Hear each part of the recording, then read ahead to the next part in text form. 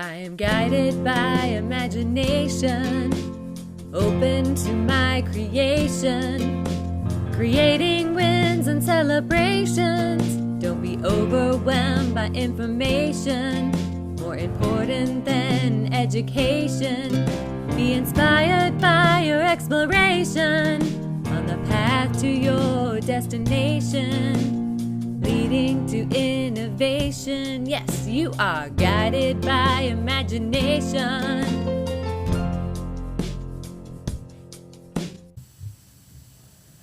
Welcome to the Guided by Imagination podcast. I'm your host, Jenny Edwards, and I'm so excited today because I have a very amazing and special guest, Ryan Stock. Welcome, Ryan.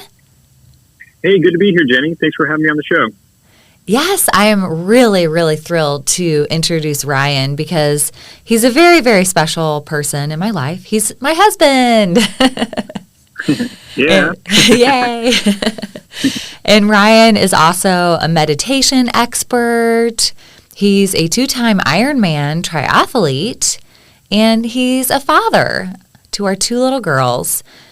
Ryan, can you tell us more about your experience with meditation? Yeah, sure. I'd be happy to. I guess meditation really started off with concentration because I got a mechanical engineering degree in college. Obviously, a lot of work and concentration in order to do something like that. But when you go to study a lot, you have to concentrate, and the quality of your mind determines the quality of the time that you spend studying and the grades that you get. And I found that after I graduated, there's just so much more to what I could do with my mind than what I was doing in school. So I got really interested in meditation, how the mind works, with the idea that by being able to make better use of a more powerful mind, I could do more with my life. And it's been probably the most fruitful thing that I've done, that I've invested my time and energy into. I spent thousands of hours meditating to gain a better understanding of how my mind works. And I've also done a ton of research from Nobel Prize winning researchers as well as other resources to better understand what the mind is and how we can better sharpen it in order to live a better life. Ooh, that's so good. I love that. Sharpen it to make a better life. Yes, absolutely. Yeah, it's so true. A lot of us, people think of things like their clothes, their car, their house as being status symbols. But the moment you leave your house or leave your car, you can't really use it anymore. But you bring you, who you are, and your mind to everything that you do. So it's probably the best thing to invest in order to live a better life. That's so good. I agree. And how does this relate to imagination? Yeah, good question. Right? Imagination is a really amazing thing. And at first, I don't think it gets the credit that's due. People think of imagination as something that's playful, or maybe even for children, but maybe something that isn't used as much when they get older. Or perhaps people think of imagination as something that's for artists or people that are different than them. But I think it's really important to understand that we're human, and just like a bird has wings and it needs to use those wings to fly, we're human beings and we have to use our mind and what our mind is capable of in order to succeed in life, in order to accomplish things, and really just to even take care of our most basic needs. So imagination isn't just something that you can ignore that's for your free time, but rather it's something that we need to incorporate into our daily lives in order to accomplish our goals and live a quality life. And by taking a deeper dive into what imagination is and what it does, you can really improve your life dramatically. Yeah, absolutely. I think it's such a useful concept for people to be able to activate that, because just like you mentioned, with people have these beliefs that, oh, well, I had this sense of imagination when I was a kid, or I used to do art, but I'm an adult now and I can't draw, or, they have these limiting beliefs. And I think that can definitely be related to imagination and how we can use that as adults and be powerful, like you said, really sharpen our mind and really be our best selves. So is there something that you do that would, something related to meditation, because that's another area of growth that I think a lot of people have very limiting beliefs about, something that might be able to help our listeners in their daily habits. Yeah, there's a lot of connection between meditation and imagination. I mean, meditation is really all about exploring your actual experience that you're having in life and really understanding the subtle parts of your life that are affecting your behavior. I mean, when you do something, when you're confident, when you're motivated, when you feel good, there's something that's causing that to happen. And by noticing that, you can make more of that happen. And the reverse is also true. When you feel bad, when you're worrying, when you're suffering, something's causing that to happen. And by realizing what's causing that, you can make a huge difference in how you show up to situations in order to get better results. Some people can do the exact same thing as someone else and get dramatically different results depending on their attitude and the mood that they're in and how they're showing up in that situation. I mean, with meditation, it's all about exploring your actual experience. It's kind of ironic to talk about imagination because what makes it something imaginary is that it's not actually happening in that present moment. And so a lot of people can think that they can ignore it because it's not happening and therefore it may not be important. But the thing is that you can benefit from those things, because if you imagine something in the future that can happen or possibly will happen, you can either benefit from or avoid that thing that's happening. I mean, other dogs, other animals, other sentient beings can't imagine the way that we can. This is a superpower that we have that makes us human. It's the way that we reflect on ourselves and the things that we're facing is a uniquely human experience. So you got to take advantage of that power. The planning, the problem solving, even things like compassion come alive when you use your imagination. Some people really struggle with motivation in order to make real changes in their life. But if they could simply imagine the results that they're going to get once they achieve the thing that they want, I mean, if they could truly imagine it to the point to where they feel the things that they're going to feel when they succeed, that will motivate them to go and do the things to actually achieve that thing that they want.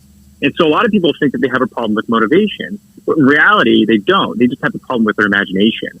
They're not visualizing what's possible in a way that gets them up and moving towards the goal that they want. And kind of what you mentioned before, I've done Ironman triathlons. It can be a lot of hard work, but when you're able to visualize that finish line, when you're able to really imagine what you're doing and where it's taking you, it makes things more meaningful. And it makes hard things much easier. Does that make sense?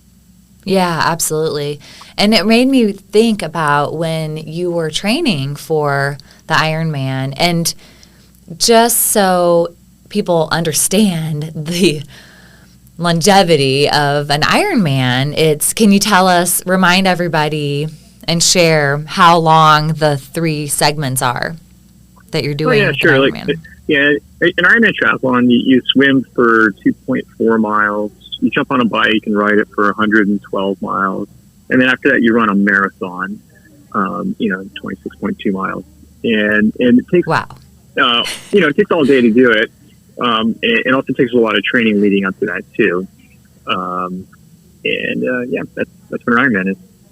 Yeah, that's really epic, and I would think that imagination and definitely mindfulness is really key, and being present too within all the meditation work that you did to not only prepare your body, but prepare your mind for that. Because how do you think imagination was related to that aspect of with your Ironman? Like, you're there, you're on the road, you're, pounding the pavement. Like, did anything spark a memory that you had about that?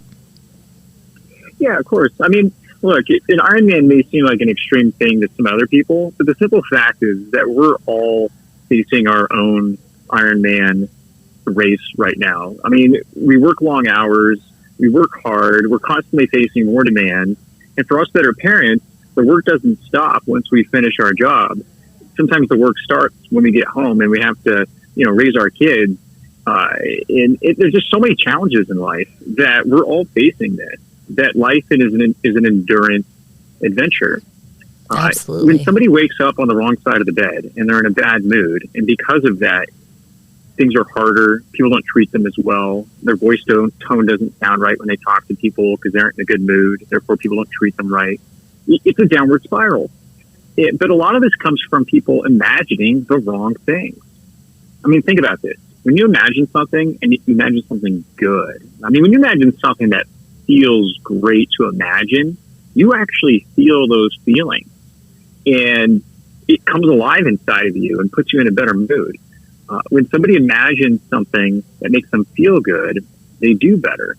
And when somebody imagines something that makes them feel bad, they do worse in life. And part of having endurance comes with putting your mind on the right thing so that you have the energy necessary in order to succeed. I mean, look at somebody who is constantly agitated due to worry or remorse. I mean, when somebody's worrying, they're imagining something in the future that's bad, and they're using their imagination in a negative way.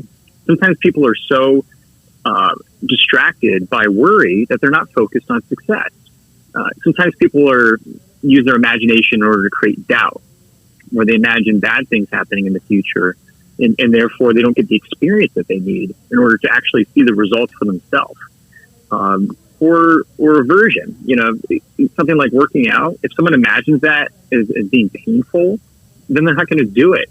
But if somebody were to think of a workout and they imagine that as being pleasurable, fun, and adventurous, then they're going to feel naturally drawn towards that thing. And so by understanding what your imagination is doing to you every day as you visualize the things that are happening either in the future, or the present, or the past, and that's going to give you a better opportunity to take control of those effects in order to dramatically improve your life. Does that make sense? Absolutely. And that makes me think about the law of attraction, too, which I know you've done a lot of studying about the law of attraction. And how do you think that could relate to imagination? Yeah, totally. I mean, the thing with law of attraction is, like attracts like. Somebody who's constantly in a good headspace, imagining good things, planning for the future in a way that's inspiring, is going to be received differently in any environment that they go in than somebody who's constantly riddled with the distractions of a bad imagination. And we've all seen this, where somebody just has a bad vibe to them, where we just feel naturally repelled by their energy, versus somebody who just feels great to be around, where everything they do just has a sort of charisma to it. And so when you understand how your imagination is affecting you, your mood, and the way that people treat you, you can then begin to load your imagination up with things that will really support you in creating better relationships. I mean, think of something like confidence, for example. We all know that somebody who's confident is going to be more successful than somebody who lacks confidence. But what is confidence exactly, other than what somebody imagines about themselves and their self-image and what they're capable of? Absolutely. Yeah, there's so many factors in there. And I think the imagination, like you were saying about when you mentioned the people that you're repelled by versus magnetized by, that's something that I call the energy angels or energy vampires. And that is so key too, because when you just get to the grassroots of what makes them tick or what makes them be that way, it could be related to that worry, regret, those things that are the negative aspects of imagination that they're focusing on. And we can all kind of choose to shift our perspective. So is there any one small tip or insight that you could share with our audience on something that they could do today? Maybe it's around meditation or mindfulness. Yeah, sure. I've had times in my life where I've noticed that I'm in a really good mood and I'm on a roll and it feels awesome. And we all have been there. And I've also had times in my life where, it feels like the opposite of that, where, things aren't going as well as they could, and therefore things are harder. And whenever I'm in moments where things are hard, I always revert to looking at what my mind's doing and just being present to it, just noticing it. It doesn't mean I have to start doing anything with my mind. I just want to notice what I'm thinking. Am I imagining something? Am I daydreaming? Like, what's going on? A lot of times people just don't even pay attention to what their mind's doing. But once you start being aware of what your mind's doing, then you have the choice to direct your mind to something that can make you more successful. So it starts with awareness, and then you can direct your mind to something that is beneficial. And so so how do you create more awareness? Well, I think there's two great ways to do that. And number one is to start really celebrating and enjoying and gaining pleasure from how you're aware of your mind, how you direct your imagination and your attention. Because once it starts feeling good to be aware of what your mind's doing, then naturally your subconscious is going to want to do that more. I mean, think about it. If somebody eats like a sugary sweet because it tastes good and feels good to eat that sweet, pretty soon their mind's going to then start to crave more sweet. And if you make using your imagination a real sweet experience, then your mind's going to crave doing that even more. And so start creating ways to really celebrate how you're observing your mind. A lot of times people are too hard on themselves. And when they start to go internal, they're harsh and they don't make it a fun, rewarding, and pleasurable experience. So start by making it fun and feel good. And then from there, the next thing I'd recommend is somehow find a way to just bring more attention to it. Like, for example, I have this counter that I have. You can buy it at Staples. It's like those counters that people use to keep track of how many people walk through a door. It's just a clicker. And it keeps count. Yeah, exactly. And I'll keep count on some days of how many times a day I'm like checking in with myself and just noticing where my headspace is at. So that by the end of the day, I have a number. And things that get numbers get attention. So by finding a way to bring a number to this, you can really benefit from it. I mean, think about it. Your bank account has a number, and think of how much attention that gets. But your imagination and how you use your mind is what creates your bank account. It's what creates your income. And so by finding clever ways to create more of a number to how you're using your mind, you'll be able to benefit from it more and bring more attention in a way that will allow you to get actual results. Ooh, I love that. Something you said about imagination creates your income. That's great too. Yeah, exactly. All your future income, all the money that you're not making right now, that you'll have the opportunity to make in the future, will come from things that you need to do that you're not currently doing. I mean, there's the money that you're making right now that's steady and normal, but I'm talking about the things that haven't come in yet, that you aren't doing yet. That's all going to come from future planning, using your intellect, and your imagination is going to make that come alive. I love that. That's perfect. And I recently was looking up some data about people in their businesses, and I found this piece of data that was a survey conducted by the World Economic Forum that found that 90% of business leaders believe that creativity is important for remaining competitive in today's market. So creativity related to imagination. So that's totally things are always changing. We live in a changing world. Things are going to be different in the future than they are now. And that can either be a good thing or a bad thing. Yeah. And by imagining a future that you want to create, you can not only create not only can you actually create it by seeing it happen, but also it just creates a better sense of what's happening today. Absolutely. Awesome. Well, thank you so much for all of your insights today, Ryan. I really appreciate you and your knowledge and your expertise. Thanks for having me. Yeah, I love meditation. I think it's a wonderful thing to talk about. It's something that we don't get a chance to connect with and talk about often enough. So I'm always open to having these types of conversations. So I appreciate you having me on the show. So thank you, Ryan, so much. Is there a way that we can find out more about your meditations? Yeah, sure. Much like many things in life, the mind can be kind of confusing and unusual place if you haven't explored there before. And I think when it comes to exploring things and gaining results from it, it's nice to have someone who shows you the ropes, helps you explore that territory.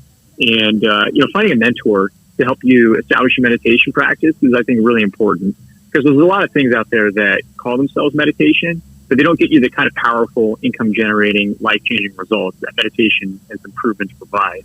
I have a meditation mentorship that I provide to people. So if anybody's interested in walking this walk and finding ways to improve their life through meditating more, feel free to reach out. The program's called Jiu-Jitsu Meditation Mentorship, and you'll find more details for that in the link that's provided in this podcast. Wonderful. Thank you so much. We'll put the link in the show notes below. Appreciate you being here, and for all of our listeners to tap into your imagination, be guided by your imagination so that you can choose to be your best self and achieve more results, joy, and happiness in your life. If you want to activate your imagination and creativity and have more fun in front of the camera with your photos and videos to market your business online or share your message to make a difference in the world, I'd love to offer you a complimentary 30-minute inspiration session, a Zoom room that we can set up and chat about ideas and inspiration to make your day a celebration with Guided by Imagination. Click the link in the show notes.